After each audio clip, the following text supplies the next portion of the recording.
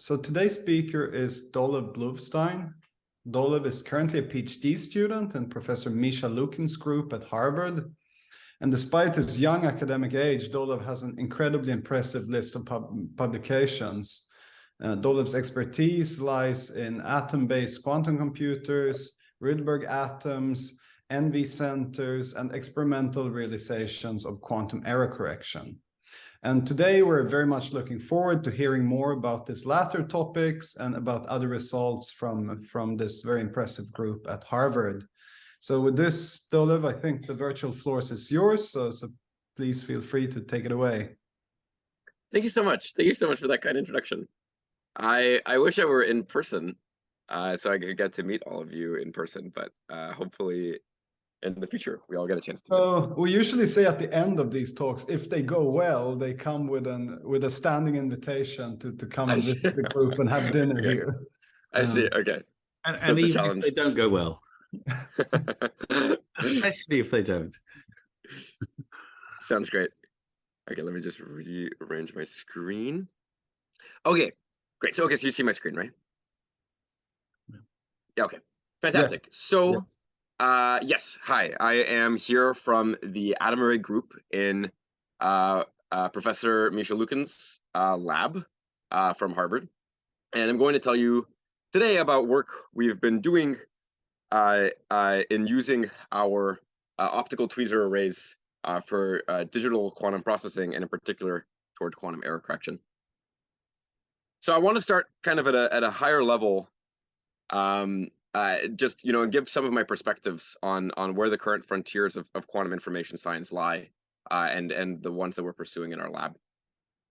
Over the past several decades, but in particular in the past decade, as a community, we got progressively better and better at building progressively larger and more sophisticated and better controlled physical qubit systems, and this has developed so much so to the point that now we're in this regime that we sometimes like to call this age of quantum discovery, where we can take all these physical qubit systems, interact them together in some interesting way, and learn new physics, either things about, for example, quantum thermalization, or being able to use these to solve concrete problems like sampling much better than classical computers can.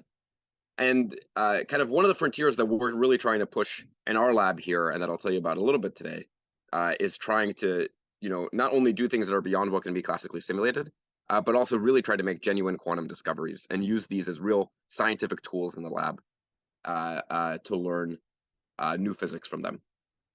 What I'll tell you a bit more about, though, today is this other kind of direction that the field is going in, which is quantum error correction. And these physical qubits that we've created are not so good, but there's this kind of remarkable property of quantum error correction, which is that we can take multiple noisy physical qubits together and combine them into what people have done so far, like roughly 1 or 2 logical qubits and gates. And we've been doing some work on this too, and I'll tell you about that. But the kind of frontier that we're really trying to push here is not only trying to make 1 or 2 logical qubits and gates, but we'll also kind of ask ourselves the question of what would quantum computation look like if we were done with logical qubits.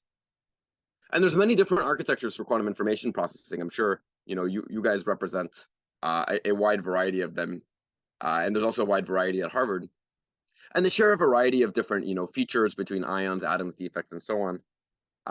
But one of the really important parameters in these systems is how the qubits interact. And in many systems, the interactions and the entanglement generated by the interactions is almost always limited by locality, having something like nearest neighbor connections.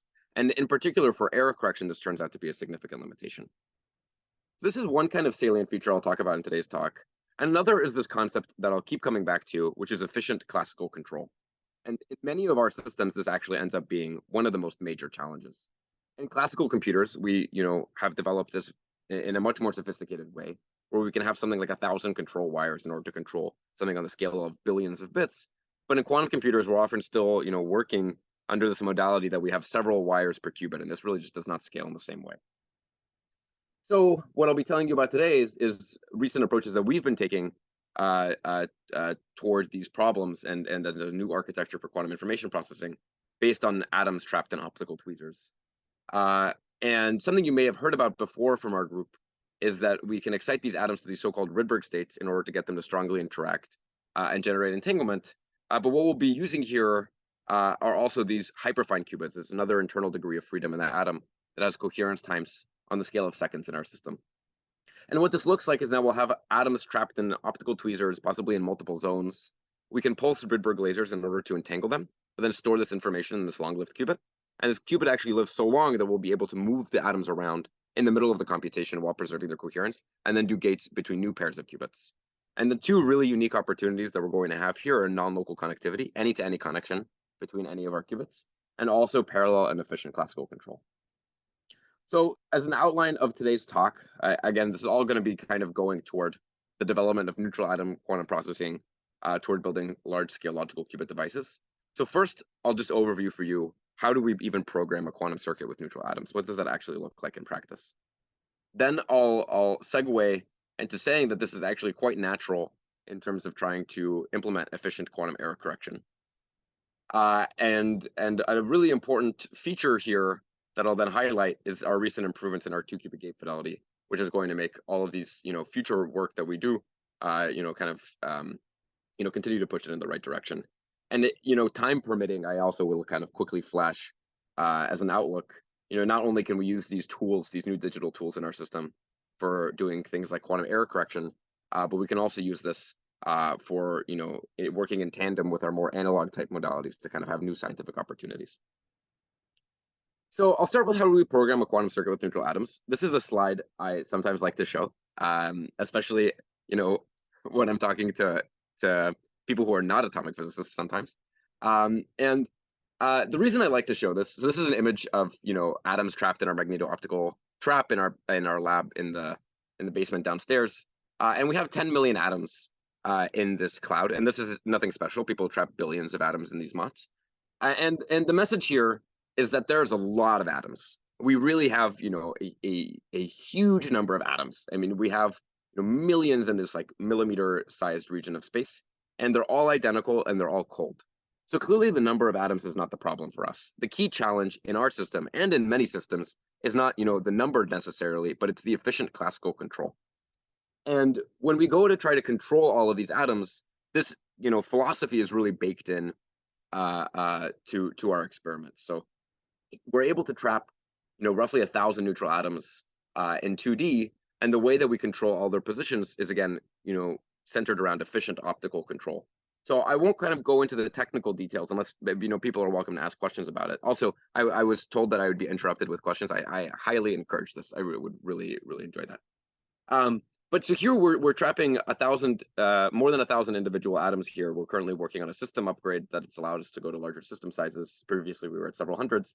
And all of these atoms are in each a unique individual tweezer beam that we can put in arbitrary places. But the way we do this is just using this simple device known as a spatial light modulator that allows us to just program some phase profile on this device. It's essentially like controlling a computer monitor. But when you control this computer monitor, it allows you to kind of arrange your quantum processor in whatever way you like. So this is one efficient tool that we have. And another efficient tool are these acousto-optic deflectors. This is probably the most technical optical slide of the talk. So don't worry if you're more theoretically oriented. But the really special thing about this acousto-optic deflector system is that it allows us to move atoms in parallel and allows us to rearrange atoms into defect-free grids. Here we have like a 400 atom defect-free array, and it's all being done by controlling just two voltages. There's one voltage waveform that controls the X position of many atoms at a time, and there's one Y voltage waveform that controls the Y position. And just by these two voltage waveforms, we're allowed to move many atoms in parallel in order to be able to, for example, rearrange them into these defect-free grids here. And this is, for a square lattice, but we can make, a variety of different geometries in our system. And here are pictures of atoms trapped in all these various different geometries, squares, triangles, kagomes, etc. We also made this atomic Mario. I actually don't know if you can hear the audio, but there's a really nice, cute little audio that comes along with this that you can email me to ask for it if you'd like. So again, we can kind of like just put atoms in essentially arbitrary positions by just using these optical tools. So I have a first question here, Dolev, and unfortunately yes. we couldn't hear the sound playing, but maybe we'll add that for the YouTube video. Okay, sounds great. So the first question is, can you make 3D structures? So we personally cannot, but the field has indeed done this, and people have made, you know, for, I mean, there's this really, I mean, if like this is from the Brouwer group, it's a very very good group working on this. And you can see some of their related work in this Scholl et al. Paper. So several years ago, they, for example, did some really nice things like being able to make a 3D Eiffel Tower with something on the scale of 100 atoms. And that is an exciting research direction. I will say, though, that, you know, in our system, just like many others, it's pretty natural that things end up being two-dimensional. The reason, right, is that we have a three-dimensional world, but we always need a dimension to access something from. It's the same reason why, you know, superconducting qubits often end up being in a two-dimensional structure. So although 3D structures are indeed possible, it is definitely less natural for us. And so, you know, probably for the foreseeable future, I think the field is going to continue to be primarily two-dimensional. Okay, please ask any follow-ups as well. So that's how we arrange our quantum processor. That's how we, you know, put atoms in different positions. But you know, when we want to put atoms in quantum superpositions and we want to entangle them, we, you know, we use these so-called Rydberg states. So what these Rydberg states are these highly excited principal quantum numbers n of a rubidium atom. We use rubidium 87.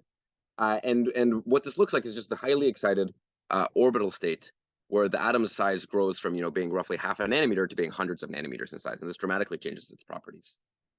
We realized this in our lab using a 2-photon transition of 420 nanometers and 1013 nanometers. That's not so important for this talk. What we just get here is an effective coupling between this ground and Rydberg qubit levels, and here you can see Rabi oscillations of, you know, this atom going from orbital ground state to orbital Rydberg state. The thing that makes these Rydberg atoms so interesting is that if you put two of them next to each other, they really strongly interact. And at the distances of several microns that we place the atoms, this Rydberg interaction, this van der Waals type interaction, can be on the scale of gigahertz.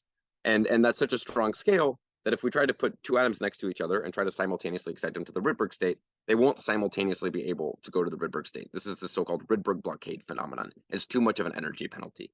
And so if we put two atoms next to each other and we simultaneously try to excite them, they'll go into an entangled superposition, Rydberg ground plus ground Rydberg, because they'll both try to go to the Rydberg state and they, you know, can't choose who gets to go.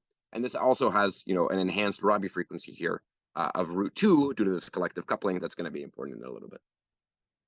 And we've used this blockade physics for studying a variety of different systems in the past years, in particular in this more analog type modality.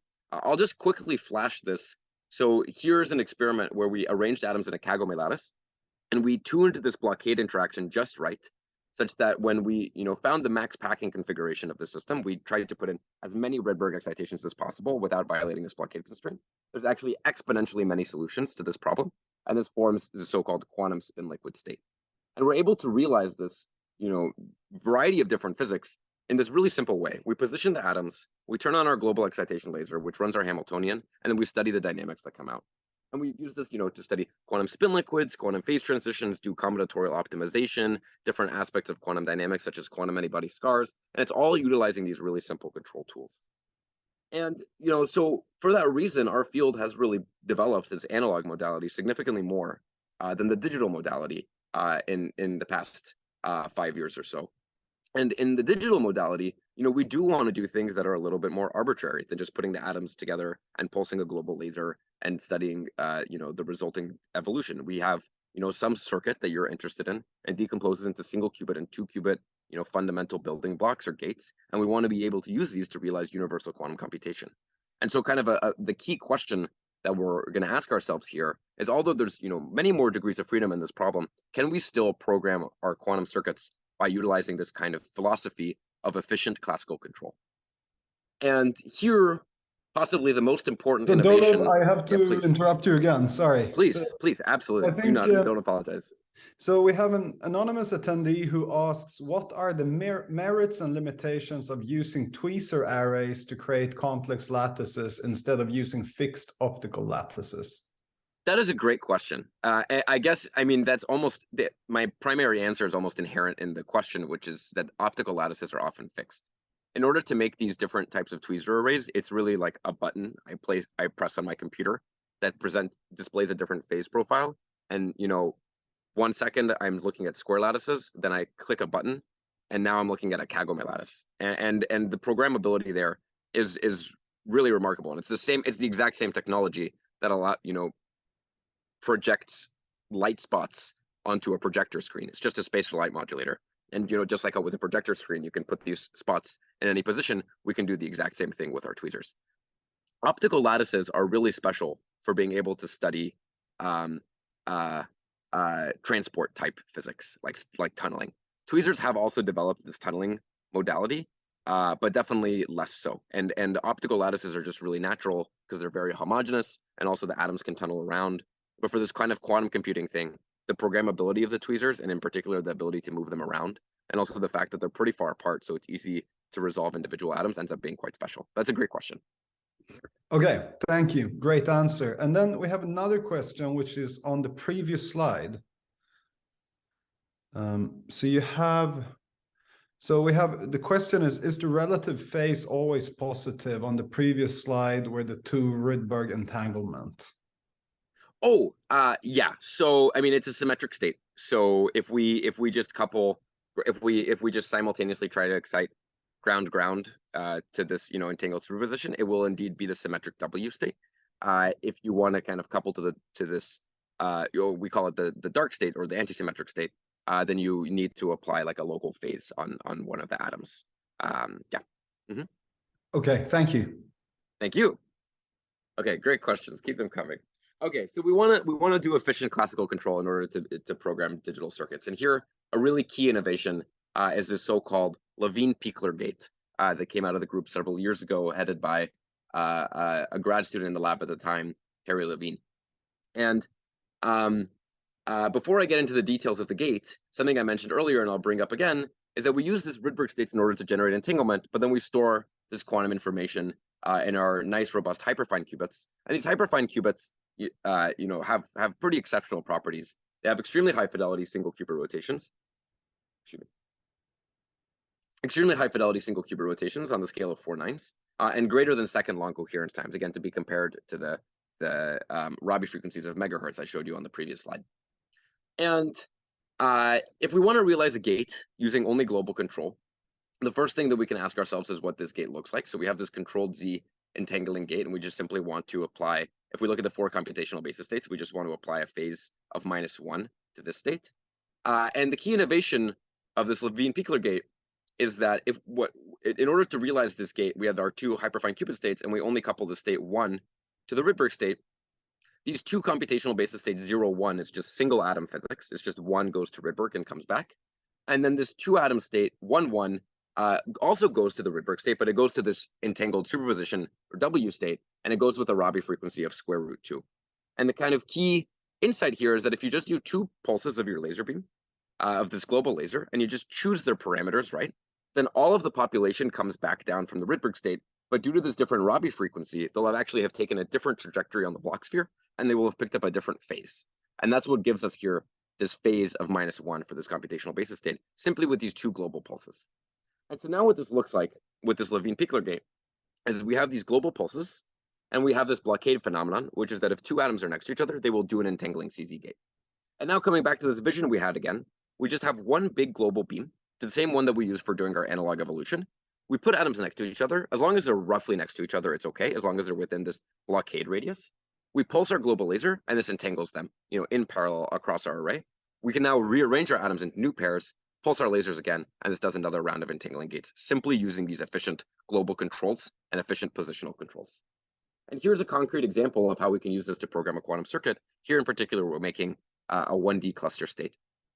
What this looks like in order to make this 1D cluster state is we put all of the atoms in plus, and then we do CZ gates on the links between the atoms. That's this quantum circuit here. And we have these atoms in these 2 different optical tweezer tools I was mentioning to you earlier, and that's what this looks like in the beginning of the circuit. We pulse our global laser, and this does our first round of entangling gates. And just in parallel, we move 1 voltage, just this X voltage that controls the positions of all of these atoms, this X voltage waveform. Pulse our global laser again, and this does the second round of entangling gates. And now in these 2 parallel steps with our few global controls, we can make this 1D cluster state. Here, we look at the stabilizers of the cluster state, these 3 body ZXZ observables. We have an average expectation value of these stabilizers. of 87%, and it shows successful creation of the state. Excuse me. So we can create this cluster state efficiently just using this global controls. Okay. So there's a question here. Okay. What's the decoherence time of the entire cluster state? Oh, that's a great question. We didn't measure that. But the kind of at least on a many body fidelity level, in terms of how it'll decrease in time. So the coherence time of our qubits is 1 second. And if we have, and it's uncorrelated dephasing between the qubits. So if we have some n atom cluster state, then it's many body coherence will decay exponentially in a time that goes as 1 second divided by square root n. But we didn't measure this. Okay, thanks. And one more question. Can you have native 3-qubit gates and so on by trying to form 3 or more Rydbergs simultaneously? We can, and it's not in my talk, but we did just take data about this a few days ago, and so yeah, I can also show. I can actually also flash these. Let me see if I can if we have time to flash these results. But we can indeed do 3-qubit gates, which we've recently done at fidelities of roughly 97 to 98%, like native CCZ gates. This will come more up later in the talk. Now I'm realizing I should have put it in the talk. Sorry, go ahead. That's really cool. Yeah, okay. Maybe I'll pull up some other slides as well. Okay, so to summarize kind of how do we program quantum circuits with neutral atoms? Again, the kind of key takeaway is that position defines the gate.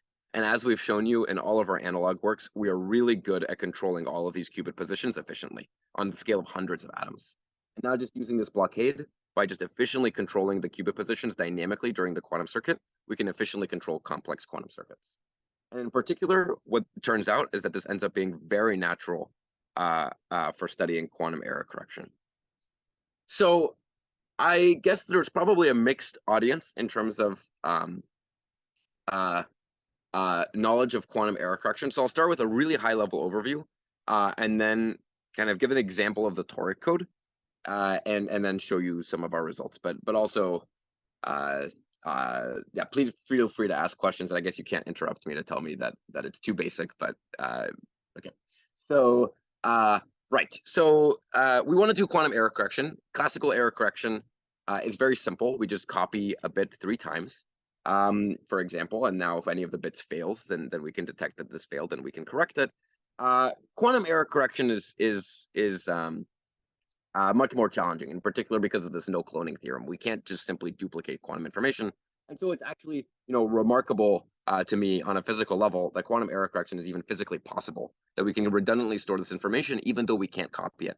And the key insight here is what we are going to do is take a qubit of information and then use entanglement to spread it as non-locally as possible across many degrees of freedom, many different individual physical qubits, in order to encode what we call a logical qubit. And these logical qubits, in order to kind of detect them, and in order to detect errors without corrupting the logical qubit state, what we do is we measure these so-called stabilizers. And these allow us to detect the presence of errors and then correct the logical qubit state. And this is the kind of building block that people have in mind in terms of being able to build this fault-tolerant universal quantum computers. The toric code is a paradigmatic example of this. So the toric code is given by this Hamiltonian, which is the sum of these 2 types of stabilizer terms, these explicates and these z stars. And the ground state of the toric code is the simultaneous eigenstate of all of these stabilizers with eigenvalue +1. So all of these 4-body products, all these local 4-body products are satisfied and have an eigenvalue of +1. And the ground state of this toric code encodes 2 logical qubits. There's 2 extra degrees of freedom not captured by the stabilizers. And this, are 2 strings that wrap, around this periodic boundary conditions of this torus. Here, this is a periodic boundary condition lattice, and these operators commute with the stabilizers, so we can, but are independent from them, so we can measure the stabilizers and extract errors that happen without revealing this logical qubit state. But the important feature here is that if we have errors in the system, for example, like a string of X errors or a string of Z errors, then at the endpoints of these strings, we'll get these anyons, these E and M anyons, which is just a fancy way of us saying that our stabilizers light up. If we try to detect the stabilizer value, we'll see that instead of being +1, it's -1. And generically for any string of errors that we have, we will see that these stabilizers light up, except for when an error string wraps all the way around the system.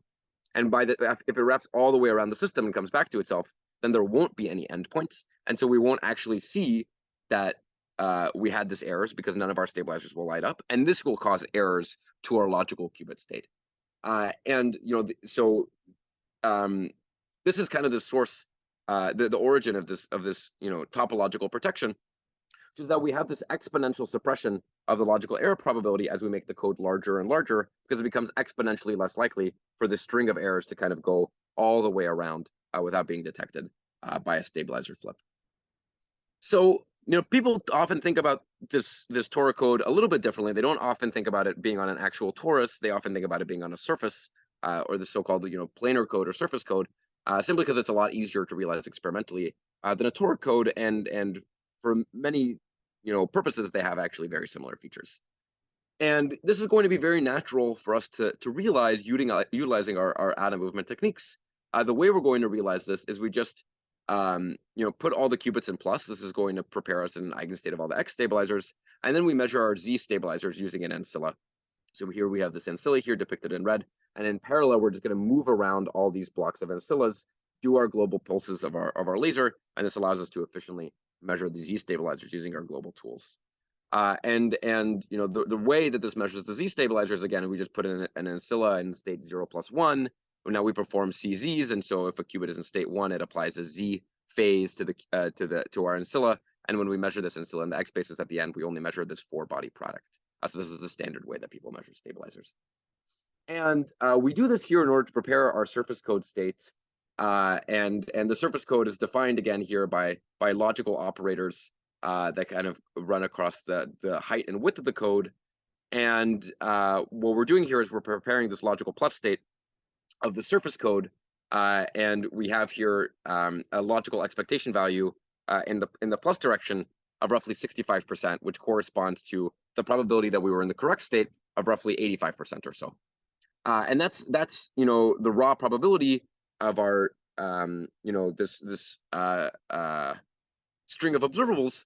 But we also have the stabilizer degrees of freedom that we measure, which we can also use for doing error correction, error detection. And here, for simplicity, we're just doing error detection, so we just post-select on all of the stabilizers being the correct sign, and then this improves the fidelity of the logical qubit significantly, because we detect a majority of the errors that could have corrupted the logical qubit. And here it increases to a fidelity of 1 with some uncertainty. So we can create the surface code state. Question again, Dolev. Please. So we have a question from Chris. He's asking, do you have to move the ancillae from one side to another during this check?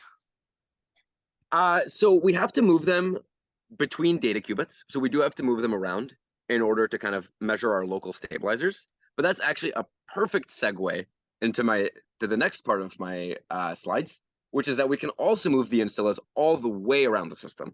And this allows us to actually create periodic boundary conditions in 2 dimensions, and actually make a toric code on a torus in our lab, and be able to realize quantum error correcting codes with non-local connectivity, which is interesting, both from fundamental physics perspectives, like being able to realize periodic boundary conditions, but also is very interesting due to the recent interest in these, for example, quantum LDPC codes. And I think this relates to the next question, which is, how do you parallelize the CZ gates that you need to calculate all these stabilizers using your Rydberg blockade entangling gates, which CZ gates can perform at the same time? So I mean, we can perform as long as we put.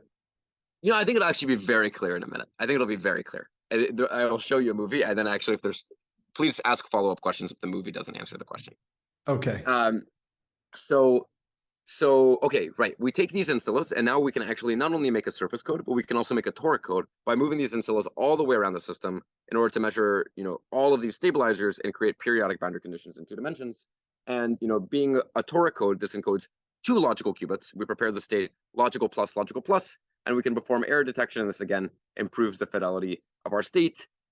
We can also apply error correction, and we created a variety of different error correcting codes in our system by utilizing this programmable connectivity. So we made steam codes, surface codes, and toric codes, and we apply error correction, which improves the fidelity by a factor of roughly 2. And we can also do error detection by just post-selecting on these stabilizers, and this improves the fidelity significantly because of the higher order suppression. And here's a movie of how exactly we make this toric code in the lab. So what you're seeing here is we have these 16 data qubits, and they're fixed in our SLM tweezers that we can put in arbitrary positions of space. And now we have 8 ancilla atoms that are in our AOD tweezers, and they're rocketing around in these kind of rectangular grids. That's, again, being controlled by just these 2 voltages. And every time we put atoms in new pairs, we pulse our global laser, and this entangles these 2 atoms if they're next to each other. And that's depicted by this red oval you see here. And right there, what you just saw, it goes all the way around the system and causes these periodic boundary conditions that allow us to make the torus. Oh, maybe I'll pause here for any questions.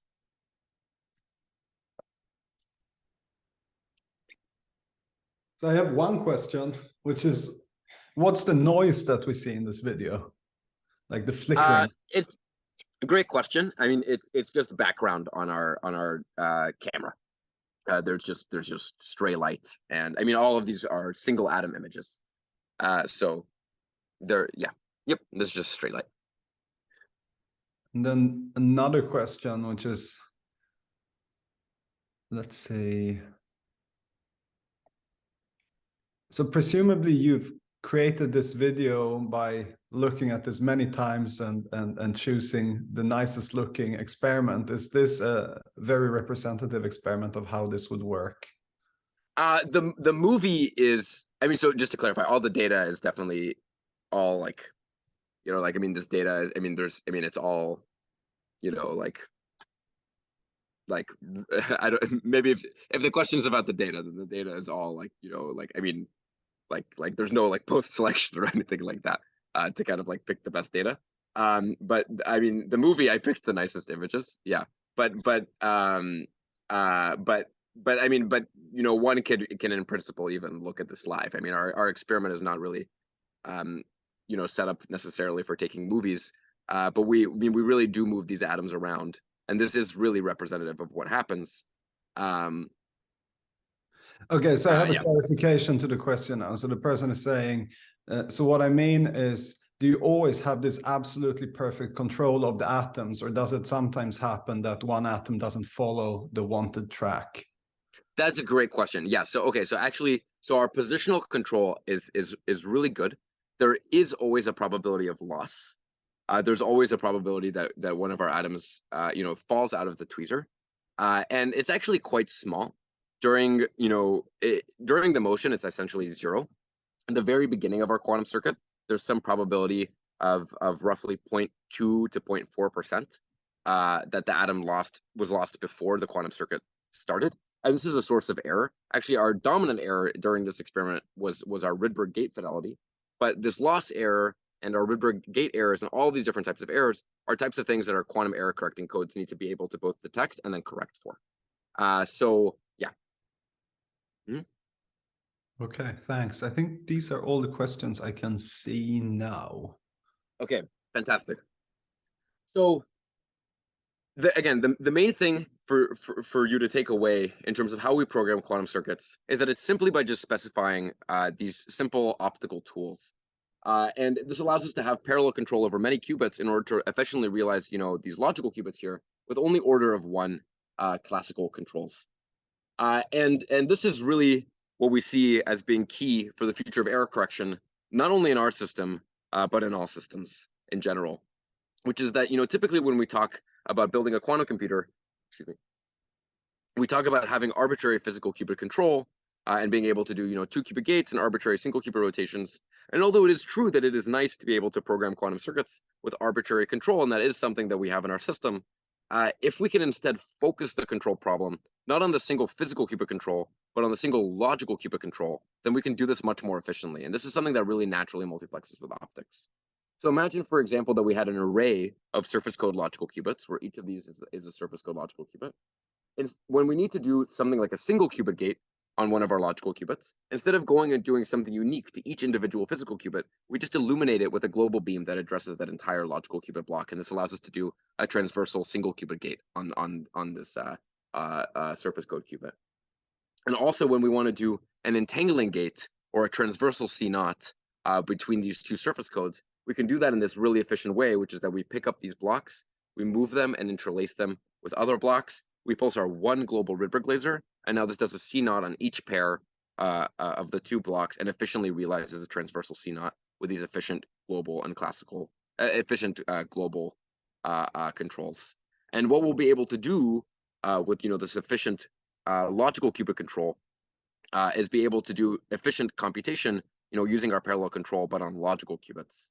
And I think that there's going to be something quite special happening with neutral atom arrays in the next 1 to 3 years, where it's particularly this ability to do efficient single logical qubit control, and also all of the unique opportunities that people in the field are exploring, from these alkaline earth atoms to studying erasure conversion or bias, and kind of all of these different atomic physics approaches that people are taking. I think it's really going to coalesce in a pretty special way in the next few years. And I think it's going to be a pretty exciting time.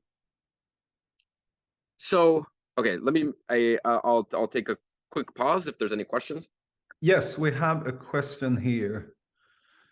So how many operation corrections can you do within the current decoherence time? So our coherence time is roughly a second, and it takes us roughly 1 millisecond to do one stabilizer measurement. So in principle, you can do, order of 1,000 stabilizer measurements during a coherence time. However, that's really maybe not for us the right question to ask, because the question to ask is more, every time you do a stabilizer measurement, there's both decoherence from dephasing, ambient dephasing, but there's also decoherence you're introducing by doing the gates and doing the operations. And actually something that's pretty important is for us to be able to take out errors faster than we introduce them. And that's going to be kind of the next part of my talk. Okay, so maybe you'll get to it, but maybe to follow up just on that question. Please. So you double the decoherence, the effective decoherence time of these logical qubits. Is that what you said in the previous slides? So sorry, double? Say it again. So you increase the decoherence time by a factor of 2. Do I remember right? From So here, this is not a measure of the coherence time. It's more of a measure of like the logical span. Okay. If you see what I'm saying, by performing error correction, we remove roughly half of the errors that the logical qubit experiences. And that's by doing one instance. Yeah, that's by doing a round of perfect syndrome extraction. Okay. After we prepare the logical qubit. This is kind of as of a year ago. I mean, people have recently done some more sophisticated things. As of a year ago, this was kind of where the field was that people would, for these logical qubits, people would do kind of one round of preparing this logical qubit state, and then they would do, a round of perfect syndrome extraction and do a round of error correction. Now people are kind of getting more seriously into being able to do repeated rounds of error correction, and also, potentially start to see error correction improving things even when you're doing this repeated rounds. Okay, so I'm trying to decipher another question here, which is, so is the order 1 for the torus code? Though if you need to move your atoms from one side of the lattice to the other, surely the operation time scales as square root of n for an n atom lattice, like with other systems. That's a great question. Yeah, so I mean, movement time does factor in, and I mean, actually, so the time it takes us to move a unit distance actually goes as like square root of that distance, so it scales more favorably than just square root n. It's more like n to the 1/4. And this is, something that would affect you in kind of more of an asymptotic limit. But again, the important thing here is that this is not our dominant source of errors. So when we did this experiment, this was now at this point 1.5 years ago, our 2-qubit gate error was the thing that was by far the dominant source of error. We had 97.5% 2-qubit gate fidelity, which is relatively good, but not amazing. And the coherence time is a second compared to the movement time of several hundred microseconds. So there's essentially no dephasing while we move, again, relative to the errors introduced by doing the 2-qubit gates. So it's true that moving atoms around takes time and it causes dephasing, but the beautiful part about the system is the coherence time is just so long that it doesn't actually really matter in practice. Okay, thank you. Thank you. Okay, so these questions are all perfectly segueing me into discussing our 2-qubit gate fidelities. And I think this will probably be the last part of the talk. Maybe I'll very briefly flash this hybrid analog digital stuff, but I don't think I'm going to have too much time to talk about it in detail.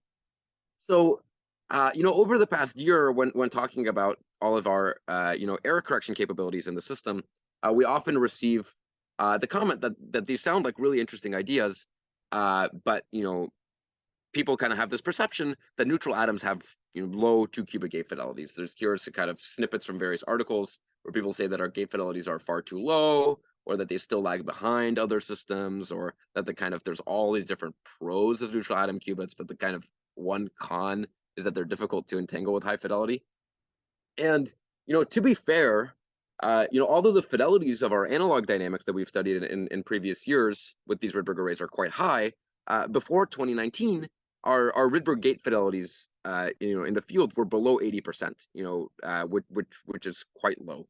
There was still really nice work being done and really foundational work being done by these various groups, but we were indeed quite behind these various other systems. In particular, comparing to recent state-of-the-art parameters from Google superconducting qubits, although our single qubit errors tend to be, quite a bit better than superconducting qubits, our 2-qubit gate errors is, worse. It's not significantly worse. So now, our gate fidelity as of 2019 using this Levine-Pichler gate is this like 97.5%, as to be compared with Google's, kind of state of the art of like roughly 99.4%. And, this is actually pretty important. And the reason it's pretty important is because quantum error correction has a threshold. It's kind of, we have this key question, which is that, as we grow the lattice, we introduce more and more stabilizers. This gives us more and more opportunities to detect errors, but it also gives us more and more opportunities to introduce errors. And, that's why we have this kind of threshold behavior as a function of the distance d of our error correcting code. If we're below a certain error rate of p threshold, which for a CZ gate is roughly 99% fidelity, then as we make the code larger, our errors will get exponentially lower with the code distance. And so we can see that it's actually quite critical into building a large-scale quantum computer. We really need to be able to improve our 2-qubit gate fidelity to this range of 99 to 99.9% or so if we want to leverage all of these kind of beautiful parallel controls and things like that that I mentioned to you in the previous slides. And so maybe I'll kind of go through some of this stuff a little bit more quickly because it's a little technical. But just to overview, I mean, so in our atom moving atom moving work, we kind of overviewed all of our various error sources, kind of the best of our understanding of them at the time, and it was pretty clear that from simulations that we had kind of two dominant error sources. Primarily scattering from this intermediate state. We do our Rydberg excitation in a 2-photon process, and we have some finite admixing with this intermediate state E, and that limits our fidelity because this intermediate state E scatters and causes decoherence. We also have some finite temperature in the system, which affects our dephasing time. So we took various experimental improvements over the past year or so in order to be able to improve these things. So we increased the power of our laser. This allows us to go further away from this intermediate state. We also cooled the atoms better with different atomic physics techniques. And also a theorist in our group, Marcin Kalinowski, came up with some pretty nice insights. One of them in particular being that we can actually utilize dark state physics of the 3-level system in order to suppress scattering simply by just choosing our detunings and our detuning profiles for the gate carefully. So we kind of had an idea of how to reduce some of these key error sources, but an important thing in this table is that our estimated error sources from our atomic physics error modeling was roughly 98.5% to be compared to our measured gate fidelity of 97.5%. So it's kind of a big missing discrepancy there, and it also made it a little bit challenging in order to be able to project into the future because we have unaccounted for errors, and we had reason to believe that these unaccounted for errors are coming, from things such as pulse shape, rise time, and miscalibrations in the system. And here, one of the key new insights, again, from Marcin in our group, but also heavily inspired by this really nice work in the field by this Jandura and Pupillo team, is that if we do the gates actually as a single pulse instead of these 2 pulses I mentioned earlier, we can do them faster, and it actually ends up being much more robust. So without going too much into the technical details, earlier I mentioned for you this Levine-Pichler gate that's being realized with these 2 sets of pulses, and there's some fixed set of parameters that realizes the CZ gate. But now we're realizing this gate, instead of, you know, 2 pulses with the phase jump in between them, we're doing 1 pulse with a smooth variation of the phase. And it's parameterized by, you know, a variety of different, you know, simple parameters. And the thing that's so nice about this, you know, continuously tunable gates is that there's always going to be some reason that your experiment isn't doing exactly what you want it to do. And so here, for example, we have some sort of systematic experimental offset, like a rise time of our pulse, how quickly it turns on. And if this is, you know, infinitely fast, then this is numerical data here. If it's infinitely fast, then you know, we can realize this gate by, you know, our predicted theoretical parameters. But if there's some sort of experimental offset, it turns out that you can still, in fact, realize a perfect CZ gate. They'll just have different parameters. And so what this looks like in practice is all we have to do is kind of start with our theoretical parameters and then do, you know, gradient descent until we find a set of parameters that work for us. And this, you know, sounds pretty simple, but actually was pretty important for us in terms of improving our fidelities. And then we're able to now use this to make, you know, like large scale entangling gates in large scale systems. Here you see 90 qubits doing entangling gates with each other. And what you're looking at, what this movie is us looking at the 2 different Bell states after creating this entangled state. We're looking here at the psi plus Bell state at the top. So you see either, you know, one of the 2 atoms is there, you see 0, 1, or 1, 0, or, you know, we make this phi plus Bell state and you either see both atoms are missing or both atoms present. And again, skipping a little bit over the technical details, here were, you know, all of the kind of results I'm going to show you are executed and averaged over many atoms in parallel. Here it's 20 atoms in parallel. And here is our updated gate fidelity. So we're benchmarking this here with a sort of randomized benchmarking technique using global pulses. And as a function of the number of CZ gates, we see that our fidelity of our sequence of operations goes down. And it goes down exponentially with, you know, a fit that we then extract a gate fidelity of 99.54% from. We also kind of benchmark this in another way, completely separate way. We use, you know, this technique on the left to calibrate the gate, and then we independently benchmark the gate fidelity using this technique, and we get a consistent result of above 99.5%. And all of these different, you know, atoms are consistent with the same average gate fidelity, because all of our, you know, rubidium atoms are identical. We can do this in 20 atoms at a time. We can also do it on 60 qubits at a time, as shown here. And when we did it on the 60 qubits, gate fidelity was essentially the same. It was roughly 99.5%.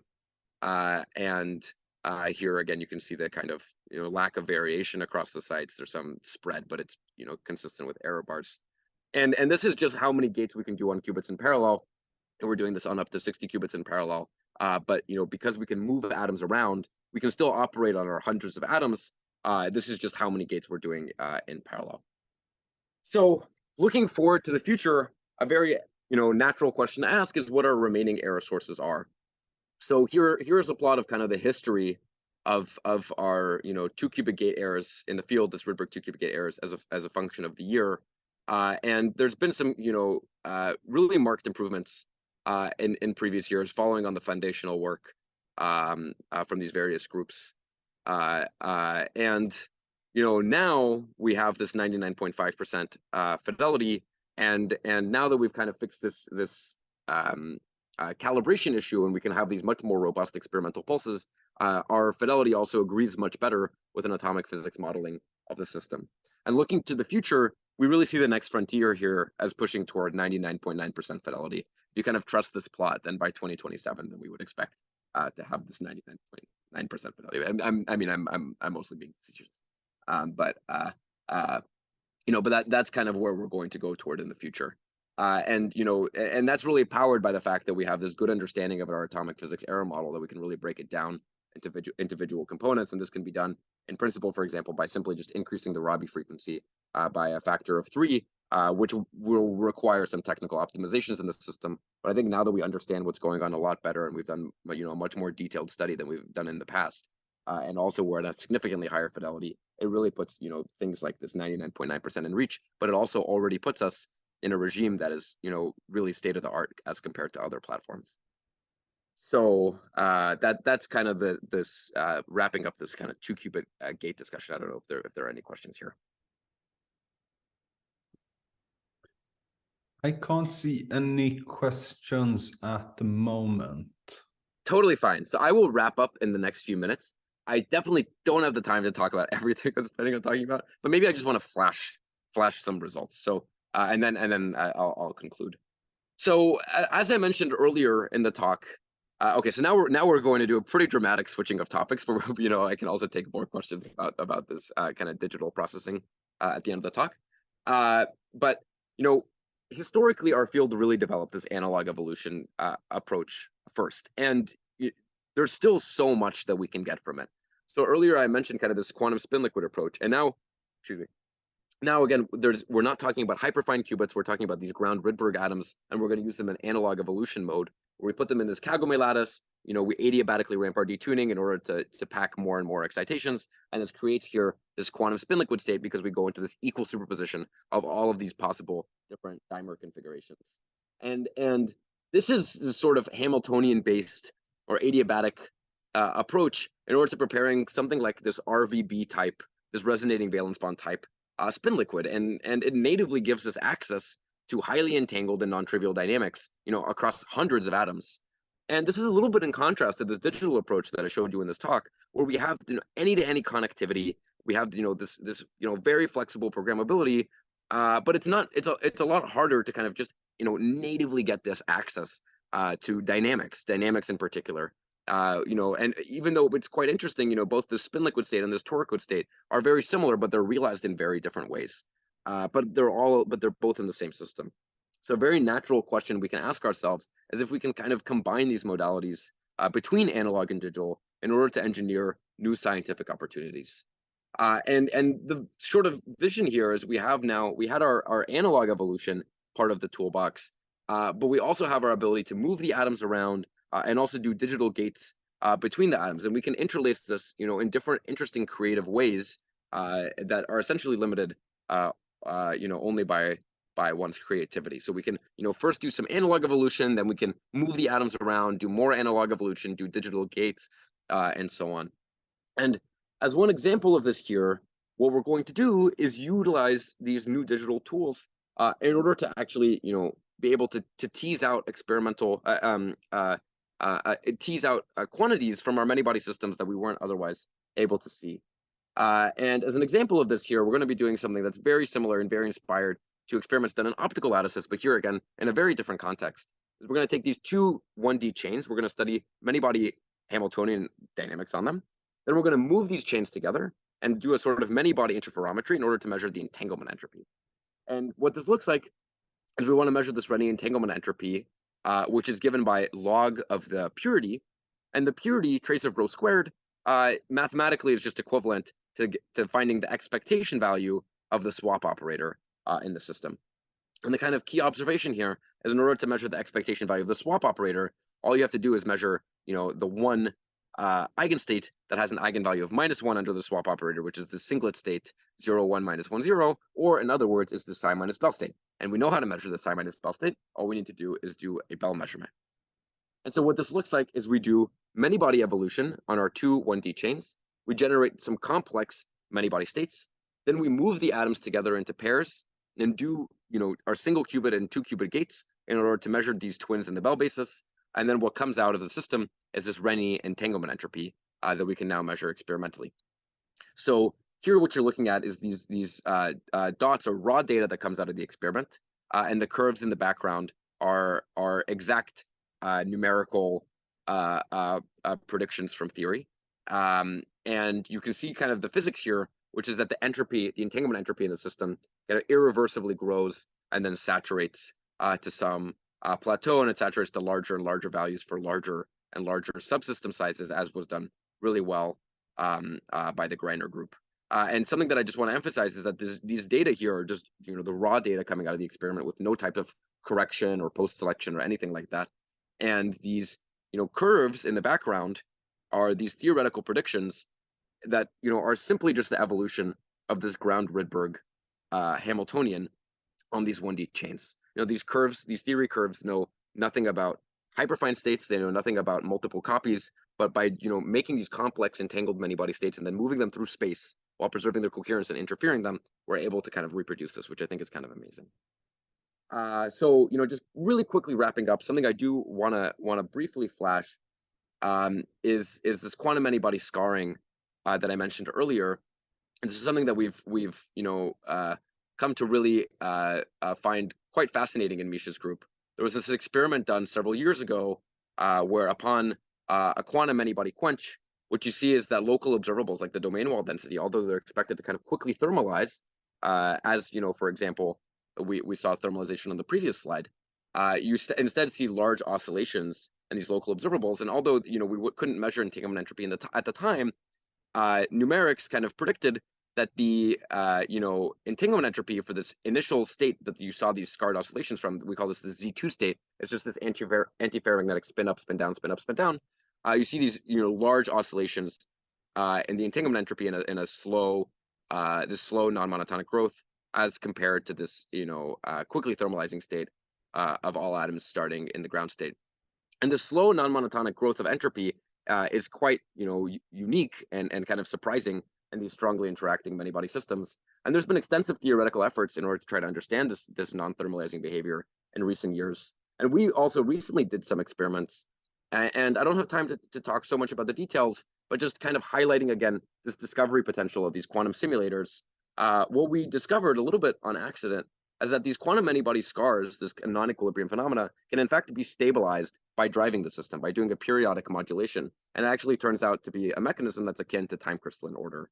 And what you can see here is that the system is responding at the modulation, at the frequency that we modulated at for low modulation frequencies, but then it snaps to responding at half the modulation frequency. This is experimental data from our quantum simulator, and it actually stabilizes the scar evolution. We can actually map out the entire Hilbert space dynamics of the scarred evolution. You can see that the scars kind of cover the Hilbert space and then kind of re-emerge into corners of the Hilbert space. This is kind of this funny, oscillations in the entanglement entropy that one sees, and we can really map out this movie here. This is again experimental data where for both the undriven and driven case, we can study these Hilbert space dynamics corresponding to these entanglement entropy oscillations that we couldn't see at the time, but we could map out this kind of Hilbert space dynamics. So the reason I wanted to bring up this aside is, I spent this entire talk telling you primarily about quantum error correction, but we also as a field really need to focus as well on this quantum discovery potential that our devices do have. And the main lesson that I want to share is that if we're looking for quantum discoveries, we should really be looking in dynamics, the quantum dynamics in these systems. And in particular, if we have new observational tools, this can help us lead to new discoveries. And now, we have this ability to measure things like the entanglement entropy in the system. And we can indeed see that as predicted, for our thermalizing state of all atoms in the ground state, the entanglement entropy quickly grows and saturates. But for our non-thermalizing state, this antiferromagnetic state, even though these two states are actually both at infinite temperature, the entanglement entropy of this one grows significantly slower. And we can study things like the area loss scaling in this state as opposed to the volume loss scaling of the entanglement entropy in this state. And we can also see these large oscillations in the entanglement entropy for this antiferromagnetic state when we're looking at sites in the middle of the chain that are kind of, violate a little bit of what we would expect from quantum thermalization. So I'll wrap up my talk now and just, talking about the developments we've made in the past few years of digital quantum processing with neutral atom devices. So we have now 99.5% average fidelity across doing 60 qubits in parallel. We have second long coherence times in our system and 4/9 single qubit gate fidelities, and we have this ability to do any-to-any connectivity with hundreds of qubits. And this is going to, in the next few years, be able to enable us and the system to do some real state-of-the-art experiments in quantum computing, both in terms of error correction, running different quantum algorithms, and be able to do things that are beyond the capabilities of other systems. And not only do we have all these digital abilities, but we can also really combine this in a pretty special and synergistic way with our other analog modalities in order to engineer other new scientific opportunities. And in particular, not only should we do quantum error correction and kind of build toward this future of large-scale logical qubit devices, but we should also search for quantum discoveries. And it's going to be a pretty exciting time for these programmable tweezer systems in the coming years. I want to end my talk by just acknowledging this amazing team of experimentalists and theorists that it's been several different generations over the years. Actually, someone that's not on this slide, who really should be, that I did this SCARS work with several years ago, is Ahmed Omran. Harry Levine was really instrumental, in a lot of the development of this digital approach, in particular the kind of creation of this Levine-Pichler gate. And Marcin and Simon have been really instrumental in kind of realizing these enhancements in the 2-qubit gate fidelity. And I'll end my talk here and pause for any questions. Thank you. Thank you so much, Dolev, for a really interesting and amazing talk with a lot of new cool discoveries. So if anyone has questions, please just continue to put them in the Q&A section or send them in the chat. I can see 2 questions in my chat for now, so I'll just start with those. So the first question is on your kind of summary slide before concluding slide, you mentioned any-to-any connectivity. Is this necessarily an all-to-all, or can you pick out one physical qubit and move it around? You can really pick out one physical qubit and move it around. So really any 2 qubits can be connected together on demand. And, you know, so any-to-any is in principle doable, and we can do any-to-any. But I mean, one of the things that we also like to focus on when possible is parallelism. So that's the one caveat, is that we can do anything, but if it's more parallel, then it's more efficient. Mm-hmm. Okay, and the second question, I think, is from the end of your third topic. So before we went on this tangent.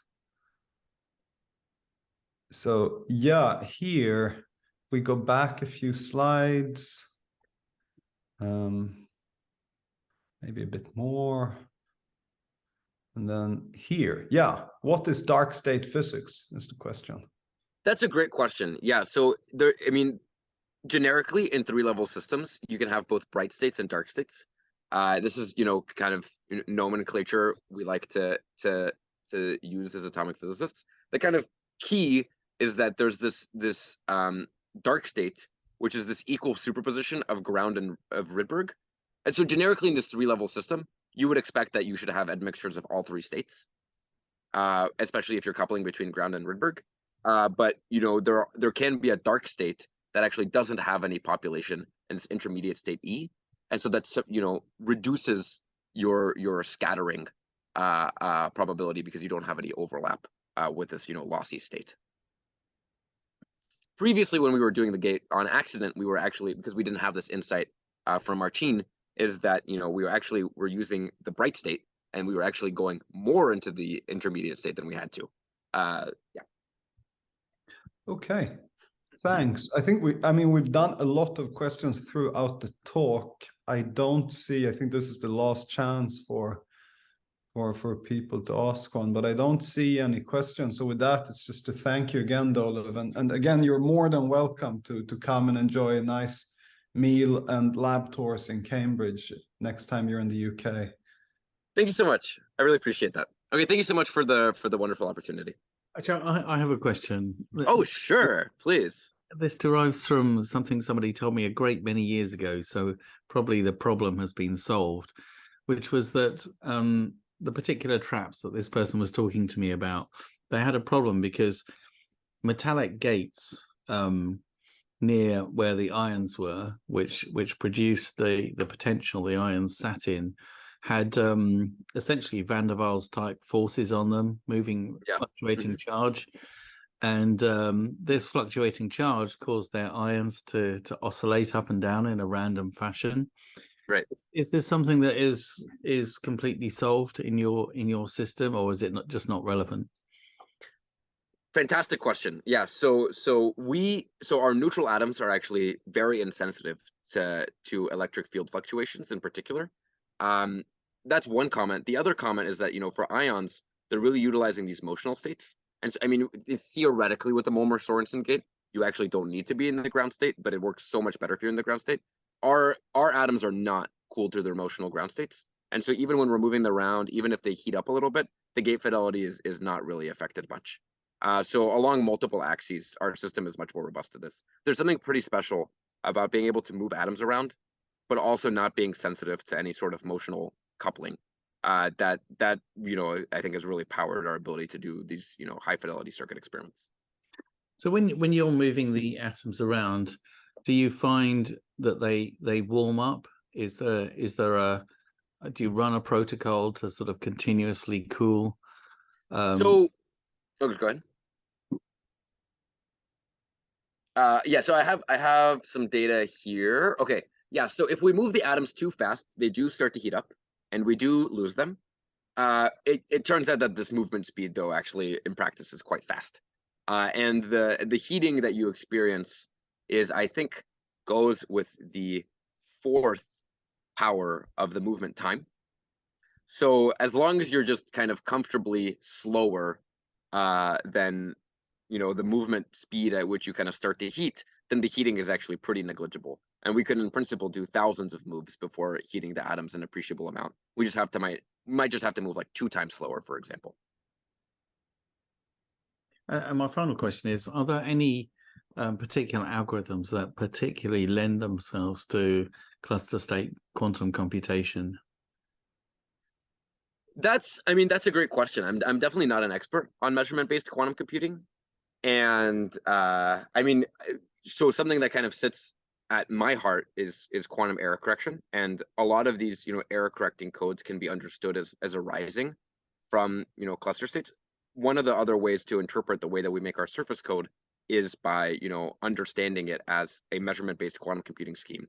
And you can even understand, like doing multiple rounds of error correction or making, interesting 3D error correcting codes as kind of subsets of cluster states. So for me personally, that's something that I find quite interesting. Great. Thanks very much. Yeah, thank you. Okay, yeah, this was great. I don't know, will you be at the March meeting tomorrow? I will not. I will not. Okay. Yeah. But I'm sure we'll see you at some point in the future, and we'd very much like to host you in Cambridge if you Okay, can. fantastic. Yeah, I would love to visit. Okay, fantastic. Yeah. Okay, thank you so much. Thank you. Bye. Okay, bye. Have a great day.